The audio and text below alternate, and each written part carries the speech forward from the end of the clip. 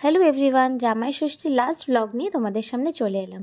আগের শর্টস ভিডিওগুলোতে তো তোমরা দেখেই নিয়েছো যে আমি আর ঋষভ অনেক ফল মিষ্টি নিয়ে বাড়ি চলে আসি, আর এখানে মা জেম্মারা একে একে আমাদেরকে অনেক আশীর্বাদ করে আর জামাই ষষ্ঠীর রিচুয়ালসটা করে।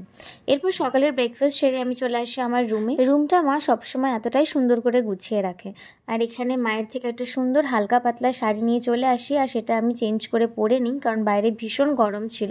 তারপর নিচে এসে দেখি কচি কাচাদের হাট বসেছে। তোমার কেমন হলো স্কুল? ভালো হলো। বাড়িতে এলে এদের নিয়ে আমার বেশিরভাগ সময়টা কেটে যায়। তারপর আমরা সবাই মিলে বসে প্রচুর গল্প করি।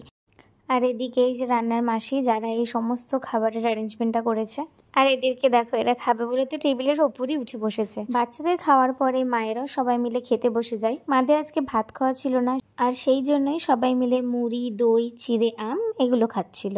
আর আজ সবার নিরামিষ বলে আমাদের জন্য কিন্তু নিরামিষ ব্যবস্থাই করা হয়। তার মধ্যে ছিল পনিরের কোফতা, পটলের পাতুরি, ডাল, আলু ভাজা, পোড়ের ভাজা, চাটনি। তো এই এত রকম খাবার সুন্দর করে মা আমাকে ঋষভকে সাজিয়ে খেতে দিয়েছিল। একভাবে মাছ মাংস খাওয়ার পরে এই নিরামিষ খাবারগুলো খেতে কিন্তু ভীষণ ভালো লাগছিল।